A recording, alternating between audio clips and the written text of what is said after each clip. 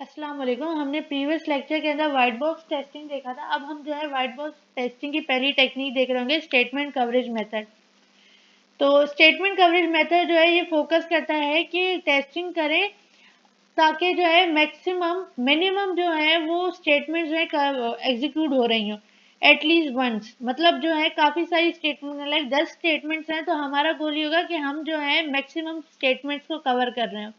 तो ये जो है स्टेटमेंट कवरेज के अंदर आ जाता है।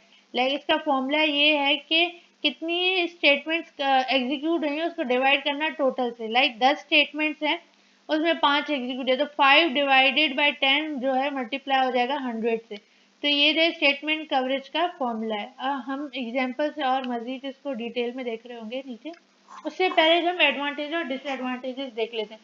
तो इसकी एडवांटेजेस ये है कि इंश्योर करता है कि मैक्सिमम स्टेटमेंट्स कवर हो रही हो, मैक्सिमम स्टेटमेंट्स जो है टेस्ट हो रही हो, ताकि जो है एरर के रिस्क जो है वो कम हो सके। फिर सेकंड पे आता है ये इजी टू इम्प्लीमेंट और कैलकुलेट है, इसको इस्तेमाल करना इम्प्लीमेंट करना इजी है।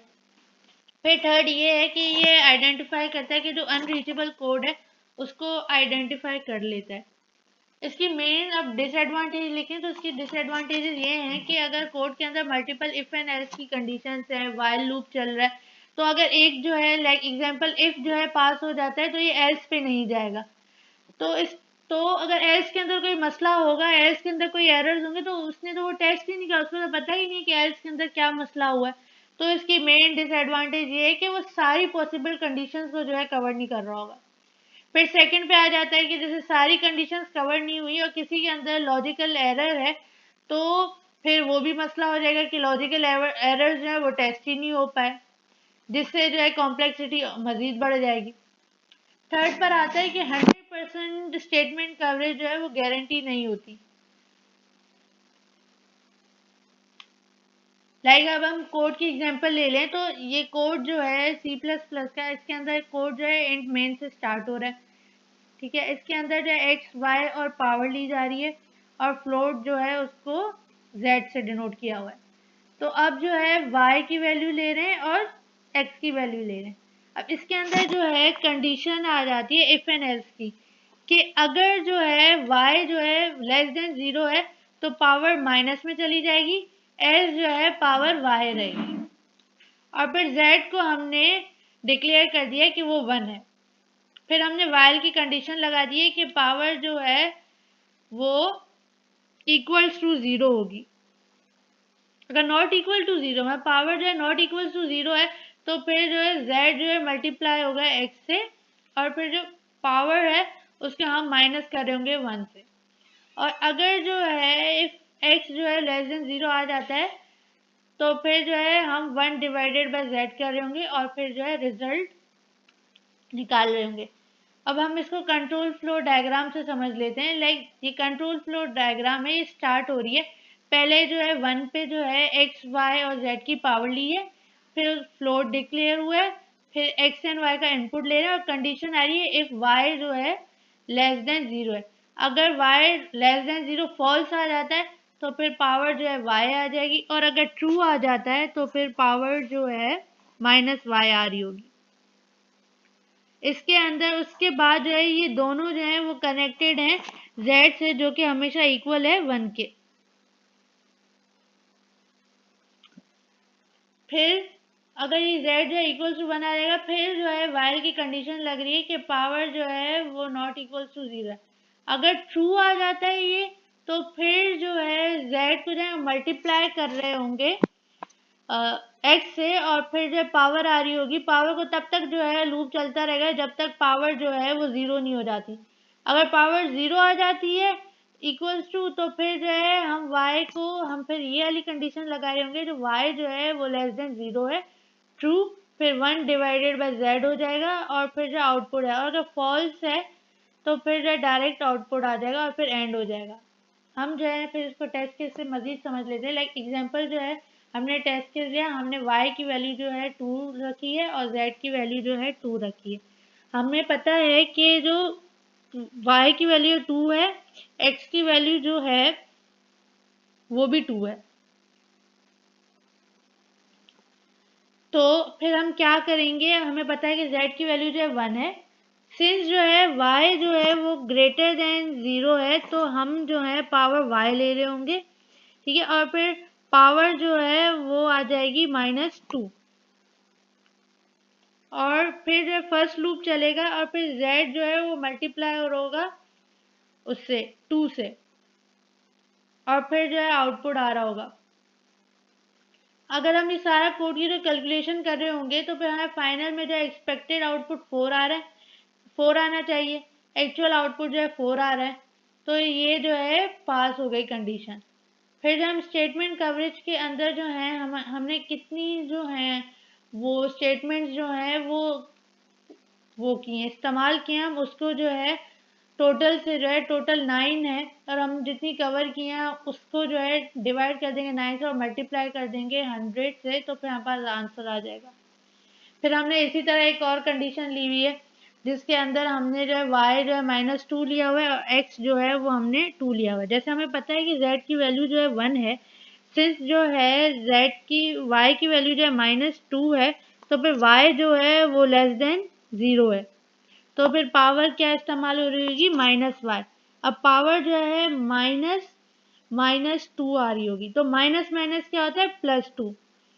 तो हमें जब पता है कि y की वैल्यू जो है +2 है, तो हम जो है z से मल्टीप्लाई कर रहे होंगे x को, तो z क्या है 1 और x क्या है 2, तो 1 मल्टीप्लाई बाय 2 जो है वो 2 हो जाता है। फिर उसके बाद जो हम सब्ट्रैक्ट करेंगे उस पावर को, तो 2 जो है हमारे पास z आ रहा है, तो हम z से माइनस करेंगे 1 से, तो 2 - 1 जो है 1 आ जाएगा। अब हमें जो है पावर जो है वो 0 चाहिए, तो हम जो है फिर से सेकंड लूप चलाएंगे। उसके अंदर जो है z की वैल्यू जो है 2 है और x की वैल्यू क्या है, अब x की वैल्यू भी 2 है, तो 2 मल्टीप्लाई बाय 2 जो है 4 आ जाता है। फिर हम पावर जो है, अब हमारे पास पावर जो आ रही है वो हमारे पास आ रही होगी 1, तो 1 को जब है माइनस करेंगे 1 से तो फिर 0 आ जाएगी, तो हमारा जो पावर है वो इक्वल्स टू 0 आ गया। अब जो है लूप एंड हो जाएगा और हमारे पास z जो है वो 4 हो जाएगा। हमें जैसे कि पता है कि y जो है नेगेटिव था, तो हम जो है रेसिप्रोकल लेंगे। रेसिप्रोकल के अंदर क्या था कि z जो है उसका क्या लेंगे, 1 डिवाइडेड बाय z, तो 1 डिवाइडेड बाय 4 क्या होता है, 0.25, तो हमारे पास जो आंसर है वो 0.25 आ गया। तो आई होप आप लोगों को समझ आया होगा। मैं आप लोगों को यहाँ पे करके भी एक दफा फिर से दिखा देती हूँ। x क्या है, x हमारे पास आ रहा था 2, y क्या आ रहा था, y आ रहा था 2। अब हमें क्या बताया कि हमारा जो z है वो है 1, सॉरी हमने जो y है सेकंड के अंदर हमने y जो है -2 लिया, z जो है हमारा 1 आ रहा है। अब हमें क्या करना है, जैसे कि हमें पता है कि जो y है वो -2 है, मतलब y जो है वो लेस देन 0 है, तो हमारे पास क्या था, y जो था जब लेस देन 0 था तो पावर जो है वो -y हो रही थी।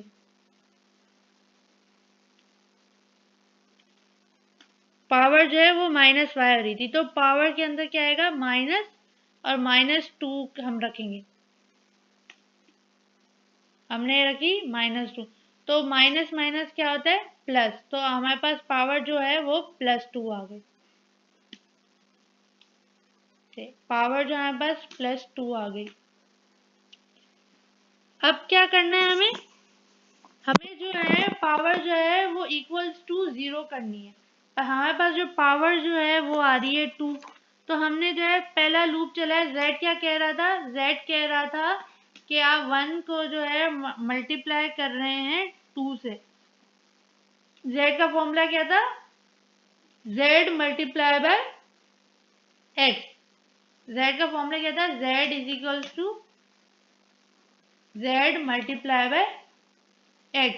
z क्या था हमारे पास 1 और x क्या था 2, तो 1 मल्टीप्लाई बाय 2 क्या होता है, 2 होता है, तो हमारे पास z क्या आ गया, हमारे पास 2 आ गया। पावर का फॉर्मूला क्या था, पावर कह रही है कि 1 को, पावर क्या कह रही थी, हम पावर कोड से देख लेते हैं।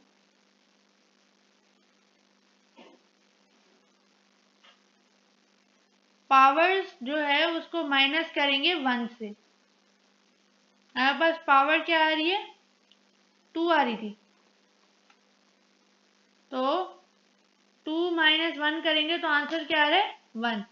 हमें जो है पावर जो है वो इक्वल्स टू 0 चाहिए, यहाँ पे जो पावर है वो 1 आ रही है। तो अब क्या है, हम फिर से लूप चलाएंगे, हम फिर से जो है यहाँ पे लूप चला रहे हैं। ट्रू आ रही है तो सही है, और अगर ट्रू नहीं आ रही तो फिर से जो है लूप चल रहा है और फिर से जो है वो यूज हो रही है। राइट, यहाँ पे है ना फॉल्स और ट्रू की कंडीशन। अगर ट्रू आ रही है तो फिर से जो है नॉट इक्वल टू 0 है तो कंडीशन लग रही है, और इक्वल टू 0 है तो डायरेक्ट जो है फिर वो नेक्स्ट कंडीशन पे जाएगा। हमें जो है पहले जो है वो इक्वल्स टू 0 करना है। अब यहाँ पे जो है सेकेंड टाइम लूप चलेगा। सेकेंड टाइम लूप के अंदर क्या होगा, z क्या होगा, z जो है 2 है, हमारे पास z क्या आया था, z 2 हो गया था। तो z का क्या कह रहा था, z multiply by x, x क्या है, x हमारे पास 2 है, तो 2 मल्टीप्लाई बाय 2 क्या होता है, 4 होता है। तो हमारे पास z जो है 4 आ गया। अब क्या करेंगे, अब जो है पावर लिख लेंगे। पावर में क्या था, अब पावर क्या है, 1 है, पावर क्या है ये 1। तो 1 को अगर माइनस करेंगे 1 से तो क्या आएगा, 0 आएगा। तो पावर जो है वो इक्वल टू 0 हो गई, कंडीशन जो है हमारी फुलफिल हो गई। अब क्या था, उसके बाद लूप एंड होगा। हमें जैसे पता है कि जो y है, अगर y जो है वो लेस देन 0 है तो ट्रू आ रही है, तो हमें क्या करना है, उसको 1 से 1 डिवाइड बाय z करना है। और अगर फॉल्स आ रही है तो हम जो है डायरेक्ट चले जाए, पर हमें y जो है नेगेटिव में आंसर आ रहा है तो हमें क्या करना पड़ेगा, डिवाइड करना पड़ेगा 1 से, 1 डिवाइडेड बाय z करना पड़ेगा। तो हम क्या करेंगे, 1 डिवाइड कर रहे होंगे z से, डिवाइड कर रहे होंगे z से, तो हमारे पास 1 डिवाइड बाय z क्या है, z है 4। तो अगर हम 1 से डिवाइड करेंगे 4 को तो हमारे पास आंसर क्या आ रहा होगा, 0.25 आंसर आ रहा होगा। तो हमने जो है ये टेस्ट केस में हमारे पास एक्सपेक्टेड क्या था, 0.25, एक्चुअल में हमारे पास क्या आ गया, 0.25। तो हमने क्या कहा कि हमारी कंडीशन पास है। तो फिर हम स्टेटमेंट कवरेज पे जाएंगे और हम चेक करेंगे हमने कितनी स्टेटमेंट्स कवर की और उनको टोटल स्टेटमेंट्स क्या थी। हमारे पास टोटल कितनी थी, 9। हमने कवर कितनी की, हम गिन लेते हैं हमने कितनी कवर की है। हमने 1 कवर की है, y जो है माइनस में आ रहा था 2 कवर की है, 3 कवर की है, फिर हम 4 पे गए, फिर हम 5 पे गए, फिर हम 6 पे गए, फिर हम 7 पे गए। तो जब 7 डिवाइडेड बाय 7 डिवाइडेड बाय जब 9 हुआ तो हमारे पास 88% जो है कवरेज आ गई। तो आई होप आप लोगों को ये लेक्चर समझ आया होगा और आप लोगों को स्टेटमेंट कवरेज मेथड जो है वो क्लियर हो गया होगा, उसके सारे कॉन्सेप्ट। अगर आप लोगों को फिर भी कोई कंफ्यूजन है तो आप मुझसे कमेंट्स में पूछ सकते हैं। Thank you.